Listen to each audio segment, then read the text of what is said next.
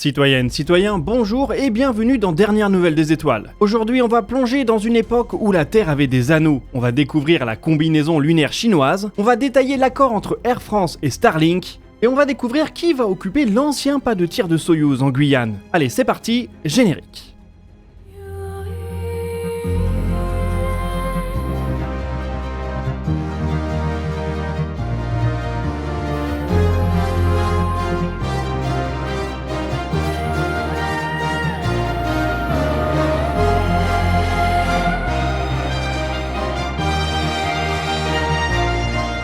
Bienvenue dans DNDE, l'émission qui vous résume l'actualité spatiale tous les mardis à 18h. Les anneaux de Saturne font partie des paysages les mieux connus du système solaire. Saturne n'est cependant pas la seule planète à posséder des anneaux. Toutes les géantes en ont, même s'ils sont beaucoup moins impressionnants. Ces dernières années, on s'est également rendu compte que les anneaux de Saturne sont probablement temporaires. Dans quelques centaines de millions d'années, ils pourraient avoir disparu. Ce qui amène une question. Y a-t-il dans le système solaire d'autres planètes qui ont pu avoir des anneaux par le passé, qui auraient ensuite disparu ?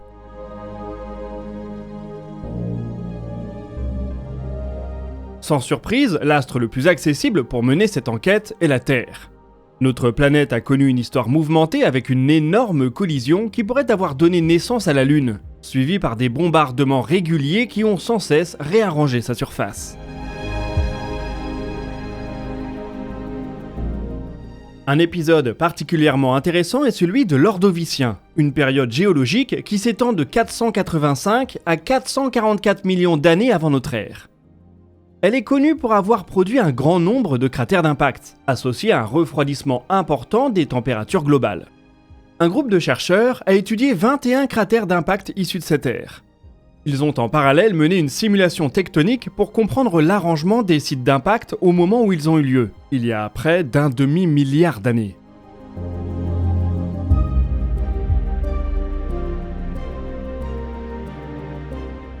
Leur surprise a été de se rendre compte qu'ils se trouvaient alors tous au niveau de la bande équatoriale. Cela nous amène vers une piste intéressante. On peut ainsi supposer que tous ces cratères d'impact ont une origine commune. Un grand astéroïde qui se serait fragmenté en arrivant à proximité de la Terre. Il aurait alors formé un grand anneau dont les constituants seraient retombés sur Terre au cours des quelques dizaines de millions d'années suivantes. Cela expliquerait les cratères d'impact au niveau de l'équateur, juste sous l'anneau, et même le refroidissement de l'Ordovicien. La Terre a une inclinaison relativement importante par rapport au plan de l'écliptique, 23,5 degrés. Sur cette image, l'anneau de débris aurait occupé la bande verte intitulée Équateur céleste.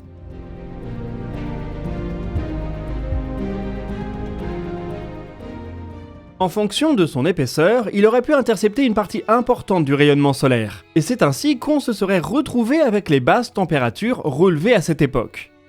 Les chercheurs qui ont fait la simulation estiment que l'astéroïde qui se serait disloqué faisait environ 12 km de diamètre. Ces débris auraient alors subsisté sous forme d'anneaux pendant quelques dizaines de millions d'années. Cette hypothèse permet par ailleurs de comprendre une troisième observation. La période de l'Ordovicien semble avoir connu de nombreux tsunamis. Cela est visible dans certaines couches sédimentaires qui semblent particulièrement chamboulées. Encore une fois, un grand nombre d'impacts fournit une explication séduisante. Avec tous ces éléments, on peut donc imaginer une période pas si reculée où la Terre avait un ou des anneaux. Difficile de dire s'ils étaient visibles depuis le sol, et à quoi aurait alors ressemblé une journée typique. Sur Saturne, les anneaux projettent une ombre importante sur la planète, qui doivent provoquer d'étranges alternances de soleil et d'ombre au cours de la journée.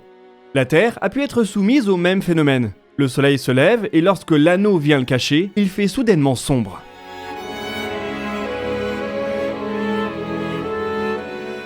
Une situation qui aurait été la norme pour les espèces vivantes à l'époque pendant des millions d'années. La courbe des températures d'une journée classique a aussi dû s'en retrouver chamboulée. Au cours des prochaines années, il va être intéressant de simuler l'impact d'un tel anneau sur les modèles climatiques, pour voir s'ils peuvent effectivement expliquer le refroidissement brutal observé au cours de l'Ordovicien.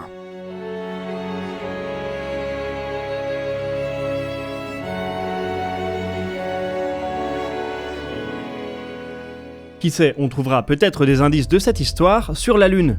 Mais pour ça, il faut commencer par y retourner, ce qui a l'air de plus en plus sérieux côté chinois. La semaine dernière, on vous a expliqué dans un dossier de quelle manière Pékin souhaite devenir le premier acteur à ramener des échantillons martiens. Cet effort est presque secondaire par rapport à l'immense travail que fournit la Chine pour réussir d'ici quelques années ses premières missions habitées vers notre satellite. La semaine dernière, on a pu découvrir en vidéo un élément crucial de cette architecture, les combinaisons. Dans une vidéo promotionnelle, on a vu apparaître une combinaison lunaire avec quelques détails sur ses composants et la démonstration de sa mobilité. Elle semble permettre de marcher, de s'accroupir ou de monter des échelles, ce qui sera le strict minimum à la surface lunaire. Globalement, rien de révolutionnaire, on est probablement assez proche de ce que va proposer Axiom côté américain, si l'entreprise est toujours en vie dans quelques années. On note tout de même les quelques touches de rouge pour représenter le pays.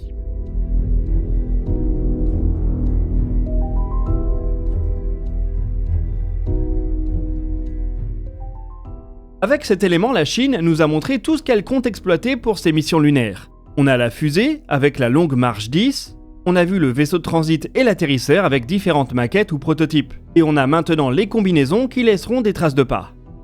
Les cartes sont sur la table, il n'y a plus qu'à finaliser les développements des différents éléments. Plus qu'à, c'est bien sûr vite dit. La Chine n'a jamais développé de lanceur super lourd par exemple, et la mise au point de la Longue Marche 10 pourrait s'avérer plus longue que prévu. On a cependant régulièrement salué sur cette chaîne la relative simplicité du plan chinois par rapport aux ambitions technologiques américaines.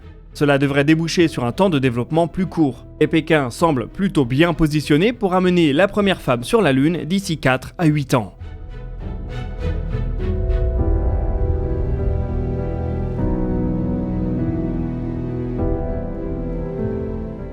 On ne peut également s'empêcher de voir dans le timing de la présentation de cette combinaison une petite pique aux Occidentaux. Collins Aerospace a décidé de se retirer du programme américain de développement de nouvelles combinaisons, et Axiom, qui travaille sur l'autre combinaison, subit des difficultés financières. Quel meilleur moment pour montrer les progrès réalisés sur la combinaison chinoise. C'est peut-être encore une fois SpaceX qui devra voler à la rescousse des ambitions américaines.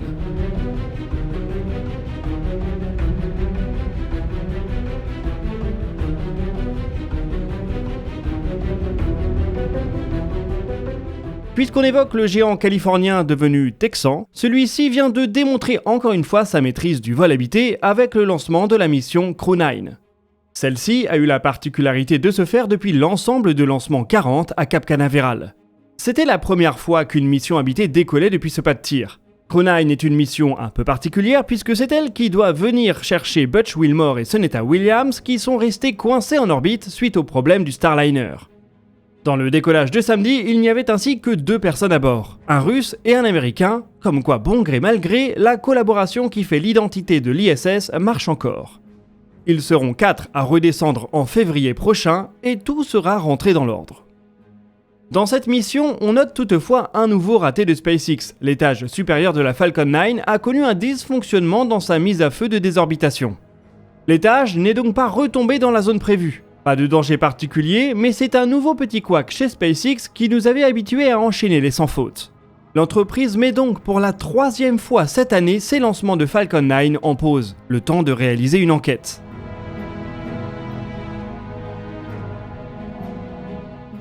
La plupart des lancements de Falcon 9 contribuent à agrandir la constellation Starlink.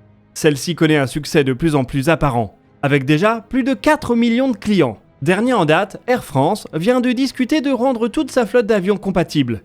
Cela permettra à partir de 2025 de bénéficier dans les avions de la compagnie d'une connexion à Internet rapide et gratuite. Si vous êtes client, je suis sûr que vous apprécierez. On imagine que la compagnie aérienne paie un peu plus que les 40 € par mois qui sont demandés aux particuliers français. Ce type d'accord va probablement permettre à Starlink de continuer à établir son assise financière. La constellation n'est probablement plus très loin de devenir la vache à lait que SpaceX a vu en elle. À voir si et quand l'Europe va décider de s'offrir un service similaire, via notamment la constellation Iris Square dont on attend toujours des nouvelles.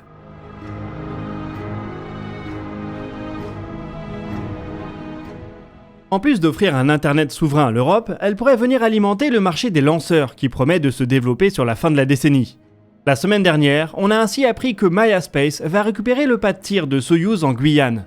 C'était pressenti depuis déjà un bon moment, mais c'est maintenant officiel. Le pas de tir est à l'arrêt depuis début 2022 et le conflit en Ukraine. Selon le calendrier de Maya, il reviendra en activité à partir de fin 2025. D'ici là, il va falloir l'aménager pour l'adapter à son nouveau lanceur, la fusée Maya. Cela devrait prendre de longs mois et quelques dizaines de millions d'euros. L'avantage d'une telle démarche, c'est qu'on peut économiser une nouvelle construction, pratique pour la jeune pousse. Sur le plan environnemental, c'est aussi l'occasion d'éviter d'avoir à bétonner une nouvelle zone. On avait réalisé une vidéo sur l'impact environnemental du spatial, ce qui nous avait permis de nous rendre compte que la construction des pas de tir a un impact important sur la planète, peut-être supérieur aux lancements eux-mêmes. On peut donc saluer ce recyclage. L'ancien pas de tir de Soyouz accueillera à terme un second lanceur qui sera choisi par l'ESA. Cela fait partie d'un accord passé avec l'Agence spatiale européenne et le CNES. On imagine que ce sera une fusée relativement proche de Maya en termes de capacité. Peut-être la Spectrum d'Isar Aerospace ou la RFA-1 de RFA. Le nouveau spatial européen commence en tout cas à prendre une forme de plus en plus palpable et on a hâte de passer à la pratique.